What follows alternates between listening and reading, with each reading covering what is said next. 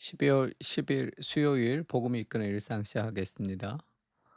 오늘 제목은 환대의 공동체를 회복하십시오라는 책인데 조자 치프가 환대와 구원이라는 책에서 아브라함, 룻, 라합이 믿음을 통해서 구원을 받은 것뿐 아니라 환대를 통해서 구원을 받았다 이렇게 엄청난 선언을 합니다. 마치 행위로 구원 얻는 것처럼. 우리가 정말 환대와 행위를 통해 구원을 얻는 것은 아니죠. 그러나 구원을 받은 사람은 그 은혜는 반드시 다른 사람을 향한 환대로 이어져야 하는 것은 맞습니다. 오늘날 개인주의 시대에 교회가 잃어버린 것이 있다면 그 타인을 향한 환대죠. 자기 중심성이 너무 강한 시대를 살아가고 자기 결핍과 자기 희생이 없는 시대를 살아가는 거예요. 그래서 타인을 향한 환대가 굉장히 줄어듭니다. 그리고 자기중심성의 특징은 불평과 짜증이죠. 그러니까 요즘 아이들 가지는 특히 자녀를 키우는 사람들은 느끼겠지만 요즘 아이들은 감사를 잘 하지 않고 늘 불평이 많습니다. 자기중심적인 그런 삶의 그런 끝판왕까지 가는 것 같은데 저도 이제 저희 아들 키우면서 보면 참 '아 감사가 없구나.' 그런 생각을 많이 하고 있습니다. 특히 요즘 아이들 더 그렇죠. 그것은 부모가 회개해야 되는 어떤 지점 아닌가. 저도 그렇게 지금 좀 '사회 문제까지 생각해야 될 정도다.' 그런 게 좀 심각한 상황이죠. 특히 20대 아이들 또 10 대 더 그렇고. 그것이 자기를 자꾸 생각하기 때문이죠. '내 감정이 어떻지? 그러니까 내 마음이 어떻지?' 그러니까 내 마음에 들고 안 들고 그것이 그의 삶의 어떤 판단의 기준이 되기 때문에 그런 것인데 그러니까 늘 아이의 기분에 맞춰서 무언가를 하면서 '이런 일들이 있는 것이 아닌가.' 또 어떤 더 큰 권위가 좀 없이 하나님의 말씀이라는 권위가 좀 사라졌기 때문에 그렇진 않을까 여러 가지 생각 듭니다. 정말 말씀대로 좀 감정대로가 아니라 '말씀대로 좀 키워야 되겠다.' 그런 마음이 좀 많이 드는 요즘입니다. 그러니까 미로슬라브 볼프라는 사람이 그 배제어 포용을 쓴 사람이죠. "우리가 하나님을 향해 소속될 때 타인을 향한 공간을 내어 줄 수 있다." 이렇게 얘기했습니다. 그러니까 내가 하나님이 나를 어떻게 대하시는지에 대한 생각을 깊이 할 때 우리가 그 하나님의 방식으로 타인을 대할 수 있는 거죠.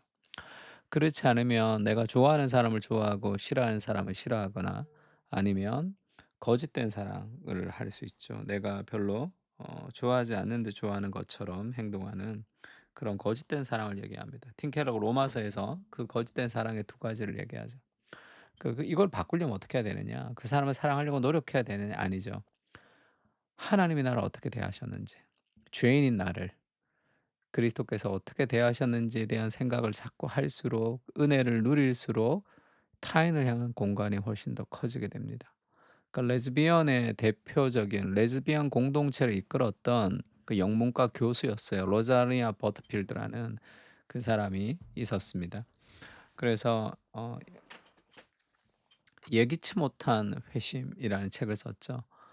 그렇게 인제 그런 기독교에서는 아주 그 사탄과 같이 생각하는 그런 인물이었죠. 레즈비언 공동체를 이끌었던 그런 인제 그 교수였으니까. 그래서 교회는 굉장히 힘들어했습니다, 이 사람이. 그러니까 기독교에도 적대적이었고 기독교도 이 사람을 좀 적대적으로 생각하는 그렇게 했는데 인제 그 편지가 하나 왔는데 아주 친절하게 그리고 자기에 대해서 반대를 하지만 이 글을 기고한 것이 있는데 그것에 대해서 반대하는 글을 썼지만 다 다른 기독교인들은 욕하면서 인제 비판적인데 이분이 굉장히 자신의 마음을 이해하는 듯한 그러면서도 동의하지 않는 부분들에서 굉장히 친절하게 편지를 쓴 한 목회자가 있었습니다. 그 사람과 편지를 주고받다가 그다음에 그 사람 집에 놀러 가서 그 노 부부가 이제 식탁 교제에 참여하는 거예요. 그러면서 친구가 되었습니다. 신앙도 다르고 가치관도 다르지만 그들이 친구가 되어 우정을 나누다가 결국은 그 목회자 부부의 환대를 통해서 극적으로 회심을 경험하게 되는 거죠. 내가 왜 레즈비언 그 라는 그것을 버리지를 못했을까라고 할 때 자기 안에 있는 어떤 왜곡된 감정 때문이었겠죠. 그것이 복음 안에서 회복되면서 그 회심을 경험하고 지금은 로저네 버드필드가 한 목회자의 아내가 됐습니다. 그래서 굉장히 전통적인 그런 교회에서 사역을 하고 지금도 인제 복음과 도시에서도 로저네 버드필드 영상이 있죠. 굉장히 건강한 복음적인 가치들을 사람들에게 인제 알려주는 환대라는 책도 인제 썼습니다. 그러니깐 그들과 친구가 된다는 게 얼마나 귀한 일입니까? 그들과 친구가 되십시오. 우리의 우정과 섬김을 따라 복음이 흘러가게 될 것입니다. 고립의 시대의 환대 공동체는 외로운 시대에 가장 좋은 대안이 될 수 있을 것입니다. 예수님의 별명 중에 하나가 세리와 죄인들과 함께 음식과 포도주를 즐기는 사람이었다는 것을 기억하십시오. 예수님의 복음은 환대를 통해 흘러갑니다. 예수님의 별명 중에 하나가 세리와 죄인들의 친구, 음식과 포도주를 즐기는 사람이었죠. 그러니까 마찬가지입니다. 타인을 향한 환대가 좀 필요해요. 그거는 쉽지가 않은 일입니다. 요즘도 우리 교회를 좀 새롭게 오시는 분들이 꽤 있는데 뭐 지난주에도 목사님 오셨고 그전 주에도 이제 어떤 자매님들 이제 두 분이 오셨는데 예배를 마치고 이렇게 내가 보면 굉장히 어색해하게 서 있는 그런 게 있습니다. 왜 아무도 얘기해 주지 않고 그리고 자기가 여기서 그냥 밖으로 나가서 예배 끝났으니까 나가서 집에 가야 되는 것인지 어떻게 해야 되는 것인지를 몰라서 이렇게 좀 낯설게 서 있는 그런 당황스러운 모습이 있죠. 마치 장사하는 곳이었으면 그거는 서비스로서는 빵점 같은 거죠. 그러니까 누군가 인제 타인을 향해서 관심을 기울이면서 그들에게 말을 걸어 주고 그들과 함께 또 대화하고 식사하고 하는 그런 게 좀 필요하죠. 그러니까 이 새가족 섬김이 이런 사람들이 있으면 좀 전문적으로 이런 거 할 텐데 우리 교회는 아직까지 그 정도가 될 만한 그런 사람들은 좀 없습니다. 그래서 그것도 필요하죠. 이 환대의 과정이 필요합니다. 그러니까 내가 어떤지보다 이제 다른 사람이 어떤지에 대한 관심을 기울이는 그 은혜가 필요한 거죠. 그것도 은혜가 필요합니다. 그 예수님이 이 땅에 와서 세리와 죄인들과 함께 먹고 마셨던 그런 사람, 그 세리와 죄인들에게 "예수님이 너의 가족이야. 너는 하나님의 가족이야." 이것을 좀 알려주면서 예수님이 식탁 교제를 많이 하셨어요. 해리 나우엔이 이렇게 환대에 대해서 환대라는 것은 그 사람을 바꾸려고 하는 것이 아니라 제공을 하는 거죠. 어떤 스페이스를 제공합니다. 그 공간을 내어주는 거죠. 그들이 스스로 변화될 수 있도록 그 공간을 내어주는 겁니다. 그러니까 막 복음을 전하거나 막 그렇게 하는 것도 아니고 누군가에게 친절을 베푸는 거죠. 그리고 다르게 좀 해석하자면 환대라는 것은 어 그 사람들이 변할 수 있는 공간을 마련해 주는 것인데 그 공간이 이미 그 사람들의 것이었다는 것을 좀 알아야 돼요. 내 것을 나눈다기보다 그들의 것을 공유한다는 개념입니다. 그러니까 하나님이 내게 주신 것은 그 나누기 위한 거죠. 쉽게 얘기하면 이 세상에 하나님이 모든 물질을 각 사람이 공평하게 사용할 수 있도록 나눠 주셨다고 생각해 보세요. 근데 그걸 누구는 많이 갖고 있고 누구는 적게 갖고 있습니다.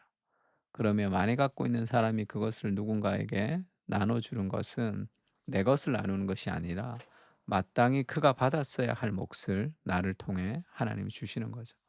그것이 이제 기독교의 환대라고 할 수 있습니다. "나는 너에게 이르노니 너희 원수를 사랑하며 너희 박해하는 자를 위해서 기도하라." 이렇게 얘기하죠. 이건 참 힘든 일입니다. 그러나 이렇게 행할 때 하나님의 은혜가 우리를 이렇게 행하게 하고 또 이렇게 순종하면서 은혜 앞에 우리가 더 사랑이 깊어지고 넓어지는 사람이 되는 거죠. 그렇게 모든 신앙의 성장은 대인관계의 깊이와 넓이를 확장시킵니다. 그런 은혜를 달라고 기도해야 되는 거죠. 하나님의 은혜를.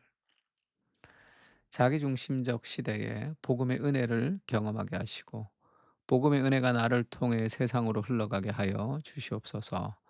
나를 사랑하신 은혜를 기억하며 타인을 예수님처럼 대할 수 있도록 인도해 주시옵소서. 아멘.